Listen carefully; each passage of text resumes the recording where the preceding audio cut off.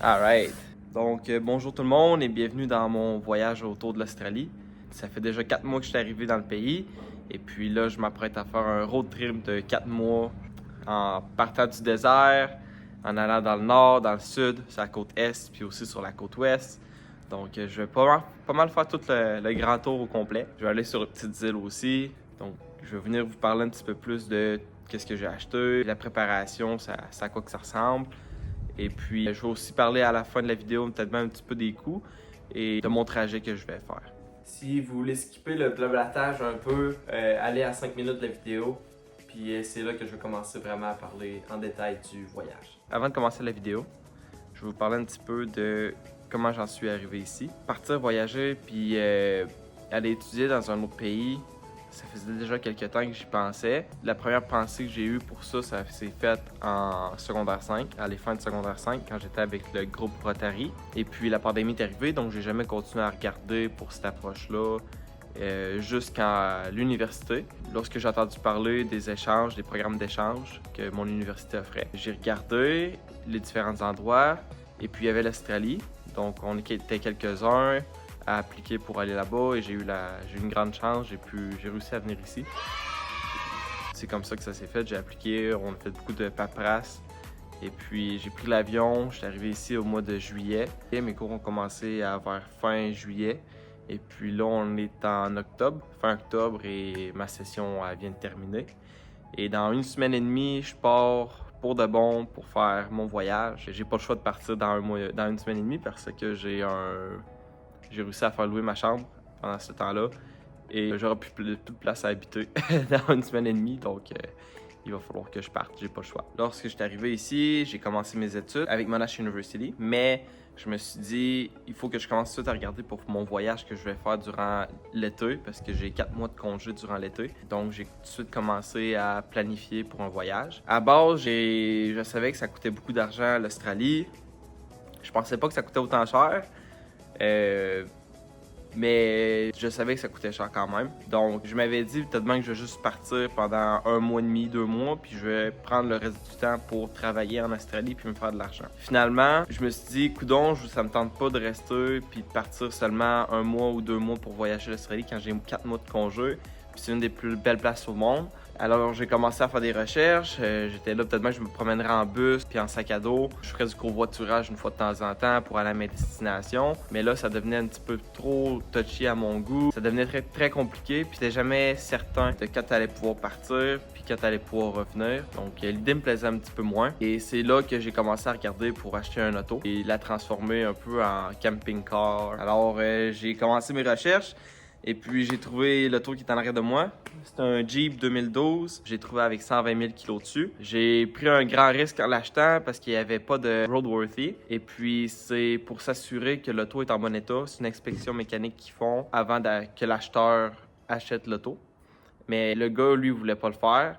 Mais c'était un enseignant à Monash University. Donc, je me suis dit, écoute, je vais le faire confiance, je vais l'acheter quand même. J'ai acheté l'auto pour 4 500 $. Puis, je suis allé le porter à la mécanique. J'ai dit, bon, ben, faites les réparations. J'ai fait pour un total en ce moment de 2 200 $ de réparation. Donc, là, l'auto, en fait, ça m'a coûté autour de 6 700 au complet. Vous pouvez aussi voir que dessus l'auto, il y a une tente. C'est là-dedans que je vais dormir durant mon voyage. Quand même assez grande. On est capable d'être 2 dans la tente. Et j'ai acheté une extension aussi, donc on est capable d'être jusqu'à 4. Et pour réduire les coûts et pour avoir plus de plaisir, on est 3 ensemble à partir pour faire le voyage au complet. Alright, so je vais vous montrer un peu qu'est-ce que j'ai acheté, l'équipement. Et après ça, on va revenir pour parler de mon trip, des destinations que je vais faire et de comment ça m'a coûté au total préparer ce voyage-là avant le départ. Et avant que j'oublie, l'auto qu'il y a ici, l'auto qu'il y a ici, c'est un auto manuel. J'ai jamais appris à conduire manuel avant. Quand j'ai acheté l'auto, je savais que j'allais devoir la prendre. Et à un moment donné, j'ai commencé à avoir quand même peur parce que, tu sais, la première journée que tu commences à conduire, ça va mal avec une manuelle, tu stalles pas mal, puis l'auto, elle veut pas avancer. J'ai même passé à la vente, j'avais même remis à vendre sur le marketplace pour acheter une auto automatique.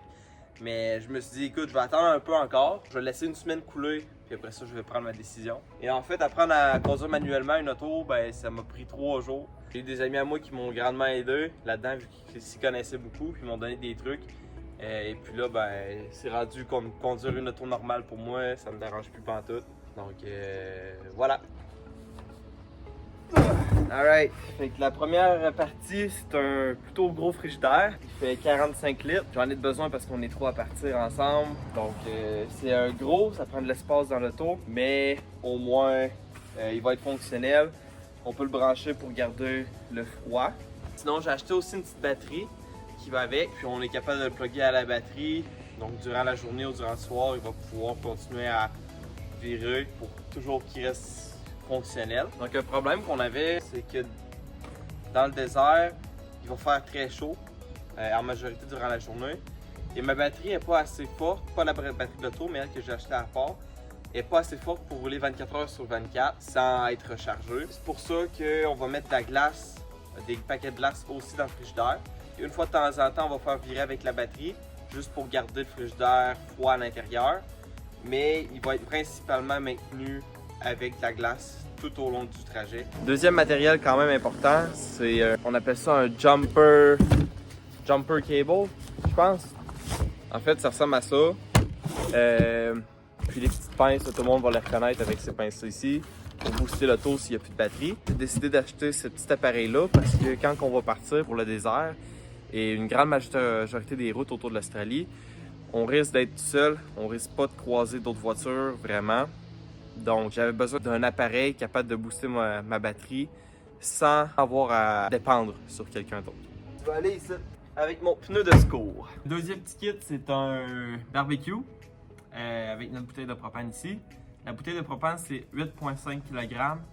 Ça t'offre environ 2-3 semaines là, à fonctionner à chaque jour pour le déjeuner, dîner et souper. On a eu tout une petite plateforme comme ça pour faire griller nos toasts le matin quand on se lève. Pas pire partout. J'ai pris un lighter qu'on peut refiler. Donc si, admettons, on vient qu'à manquer de gaz dans notre lighter, on le remplit avec ça ici. On n'a jamais à se soucier d'aller racheter un lighter à tel moment ou peu importe. On a notre bouteille qui contient du gaz juste ici.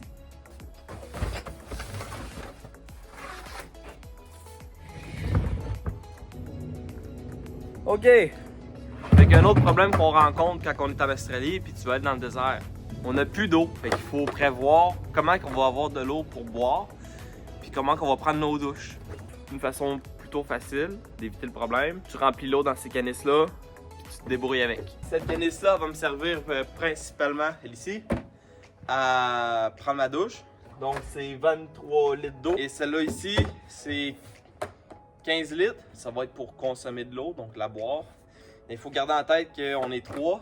À chaque fois qu'on va avoir un stop pour remplir nos bouteilles d'eau, il va falloir arrêter, les remplir. Quand on va avoir des endroits pour prendre des douches dans des douches publiques ou encore dans des douches au bord de la plage, ça va être là qu'on va prendre nos douches. C'est comme ça qu'on a résolu le problème. Facile mais efficace. Quand on parle de douche puis qu'on est dans le désert, non, on va pas se vider l'eau sur la tête directement à partir de la bouteille.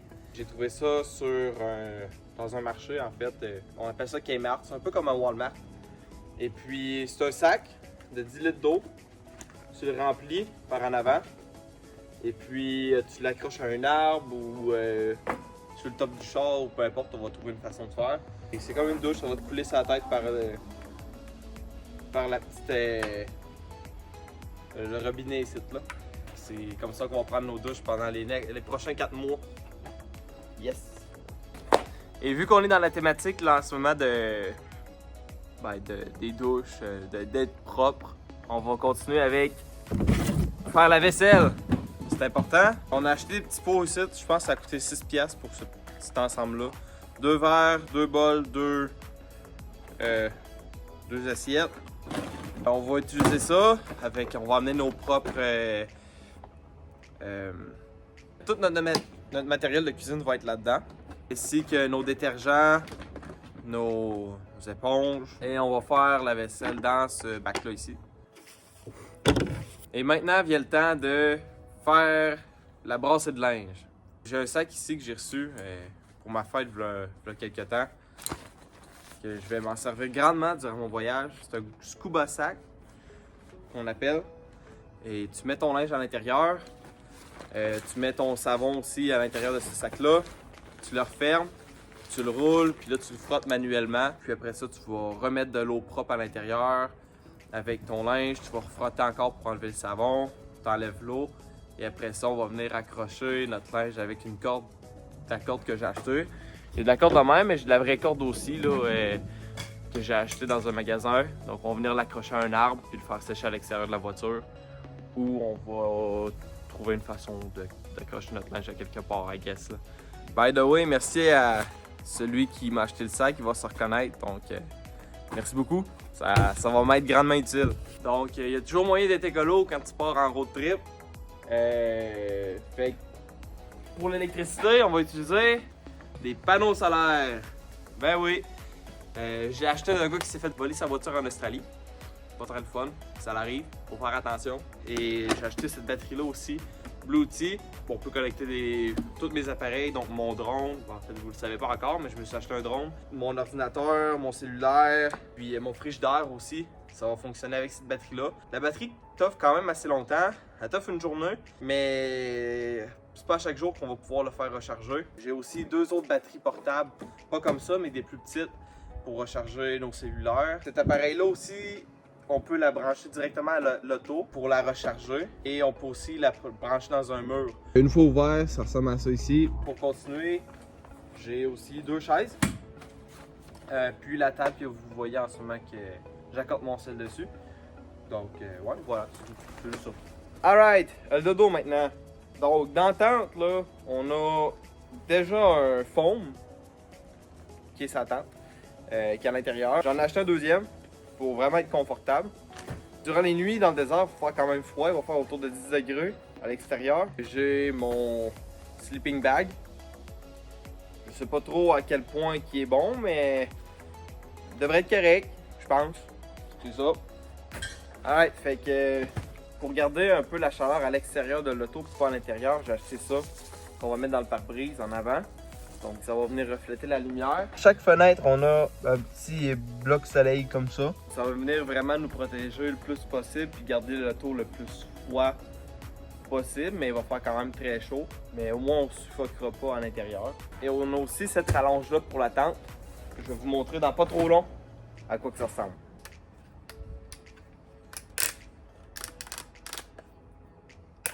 Je viens juste de découvrir qu'il plie de même. En tout cas. Prochaine étape, j'ai acheté un petit ventilateur. Je sais pas si ça va vraiment servir. Il ventile pas très fort. Mais écoute, il y a une lumière dessus. C'est bien nice, on va voir si ça va me servir dans le désert. J'aimerais ça dormir avec, fait que pour me refroidir un peu. Ouais. Maintenant, c'est le temps de monter la tente et vous montrer à quoi que ça ressemble. Do ba do ba do ba do ba do ba do ba do ba do ba do boo do a boo ba do ba do boo boo ba do a do ba do ba do a do ba do ba do do do a do ba do ba do a do ba do ba do ba do ba do a do ba do ba do a do ba do ba do ba do a do ba do ba do ba do ba do a do do do do a do ba do ba do a do ba do ba do ba do ba do a do ba do ba do do do ba do yeah.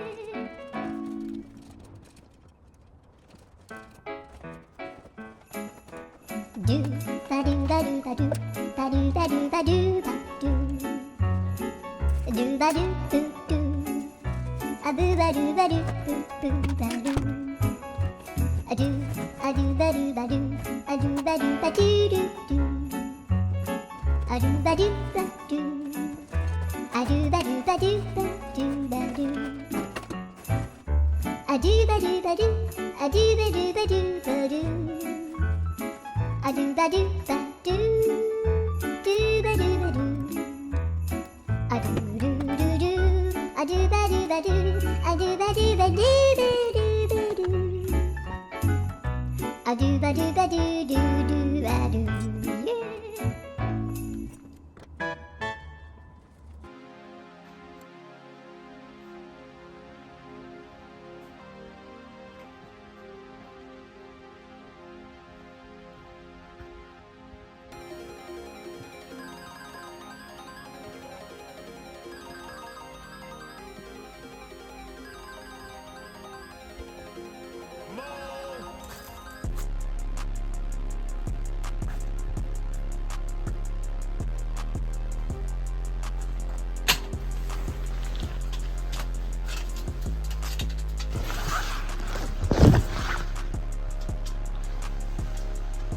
Donc voici avec la tente, à quoi que ça ressemble, puis mon auto. Et puis ben, maintenant c'est le temps de tout remballer au complet, puis de faire le final touch dans le char, mettre ça clean, puis ajouter ma planche de surf sur le top du char. Oh boy, je suis en train d'éditer la vidéo, puis je suis pas très vendeur, je pense. D'habitude ça prend genre 10 minutes mettre la tente. Ça m'avait pris genre 40 minutes. Pas fort. Fait que ça, c'est la dernière version de mon auto. C'est à ça que ça va ressembler tout au long du trajet pas mal. Quand je vais aller visiter la côte ouest, on va avoir un deuxième surfboard parce que je vais être rendu avec un autre gars qui fait du surf aussi. Une petite vue de l'intérieur. Fait que là, on va avoir nos 3 sacs aussi de randonnée chacun, de linge et tout. Oh! Hey! OK! Fait qu'on va parler un peu des dépenses, comment ça l'a coûté. Puis juste un petit survol bien rapide. Fait qu'on regardons ça. Justement, en parlant de l'auto, ça a pas mal été la plus grande dépense. Ça a coûté 6620 total. Après ça, j'ai enregistré l'auto pour 6 mois, ça a coûté 500$. Là, il y a eu différents accessoires que j'ai achetés tout au long. Pour moi, ça m'a coûté un total de 9170$. Il y a aussi Raquel, qu'elle a acheté pour 500$. C'est moins compliqué si c'est moi qui faisais les achats, parce qu'après ça, je vais vendre l'auto avec tout le matériel à l'intérieur. Ça devenait compliqué après ça de redonner l'argent, parce qu'elle repart de son côté et ben, moi, je reste ici en Australie. C'était un peu moins compliqué si je faisais la majorité des dépenses.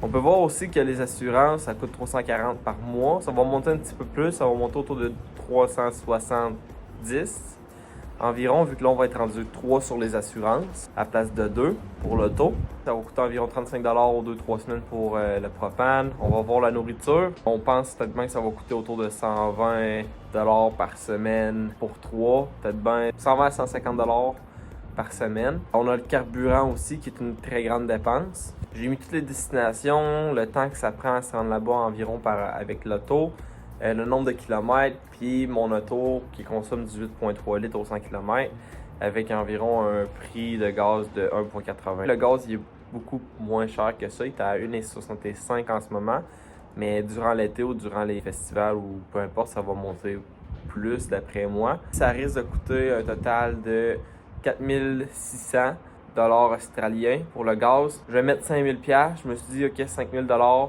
divisé par 3, ça va faire autour de 1000 quelque chose. On va regarder un peu l'itinéraire. Je vais faire un environ parce que tout au long du trajet, ça va changer les destinations. Ça veut pas dire qu'on est fixe à ces endroits-là, mais c'est un approximatif de qu'est-ce qu'on va faire. Donc si je regarde la map, on va partir de Melbourne. C'est ici que j'habite, moi, à Melbourne, en bas. On va aller à Kangaroo Island, qui est juste à côté d'Adélaïde. On va peut-être passer quelques jours à cet endroit-là. Puis après ça, on va reprendre l'auto. Et on va partir dans le Flinders Range. Regarder les montagnes, le paysage. On va ensuite continuer. On va aller voir peut-être bien le lake... on dit ça, le lake Eyre, peut-être. Quelque chose comme ça. En tout cas, on va aller voir ça. On va continuer, on va aller voir le Ayers Rock. Donc, proche de Uluru. On va probablement aller vers Alice Springs en montant. Vers le sud, je pense que c'est ça. Puis par la suite, on va aller dans ça s'appelle la Carnegie Region. C'est un très bel endroit à aller visiter. On va aller visiter différents parcs nationaux. Jusqu'à Broome. À Broome, qui est très beau. Il paraît une belle plage, une belle ambiance. Par la suite, on va continuer, on va retourner de bord, puis on va refaire encore le Carnegie Region. Puis on va continuer à visiter la côte sud. Fait on va sûrement arrêter au Bitter Spring. C'est des genres de petits réservoirs d'eau naturels qu'on peut aller se baigner à l'intérieur, qui est quand même assez intéressant, qui est le fun à voir. Par la suite, on va se rendre jusqu'à la côte est, où on va visiter Cairns. On va aller à des endroits comme Palm Cover Beach, Fitzroy Island. On va continuer à descendre jusqu'à Whitehaven Beach. Après ça, on va se rendre jusqu'à Brisbane. Le de Cairns à Brisbane, je l'ai fait avec quelqu'un qui vient du Canada, justement, qui vient me visiter, me dire un petit bonjour ici dans le pays. J'ai bien hâte. Rendu à Brisbane, il faut qu'on soit là le 28 décembre. On va prendre une journée au complète, on va descendre à Sydney, qui est environ 8 heures de route de Brisbane, pour fêter le nouvel an à Sydney. Et après ça, on va monter à la côte pour retourner à Brisbane après le nouvel an. On va arriver autour du 10 ou quelque chose comme ça. Je suis plutôt sûr des dates pour ça, là. Mais après ça, ils prennent l'avion et retournent au Canada. Et après, moi, rendu à Brisbane, je crois être tout seul. Et là, je vais descendre tout seul jusqu'à Melbourne en faisant la côte encore. Il faut que je sois à Melbourne pour le 15 pour faire mon check-up pour mon auto. Et après ça, le 17, je repars avec le véhicule. Et on s'en va faire la côte nord au complet. On s'en va voir des endroits comme Espérance, la plage d'Espérance. Lucky Bay, qui est considérée comme une des plus belles plages au monde. On va aller voir Margaret River. On va arrêter à Rottnest Island. On va continuer à monter jusqu'à Shark Bay aussi. Et puis, une fois rendu à Shark Bay, on va aller aussi à Exmouth. Et je vais revenir le 1er mars. Parce que je recommence l'école le 3. Donc, je pars du 3 novembre au 1er mars. Dans ce trajet-là, on va aller faire un saut en parachute, la plongée sous-marine, du surf sur du sable, du surf sur des vagues aussi. C'est l'Australie, j'ai acheté une planche pour ça. Je sais pas trop si on va être capable d'aller dormir sur le bord des plages comme que je le souhaitais, à cause que j'ai pas un 4x4, j'ai un 2x4. Je vais vous mettre des petits endroits que je vais aller voir aussi ces côtes que j'ai pas nommés, parce que là j'ai fait un approximatif, mais voici quelques petites vidéos des endroits que je vais aller voir.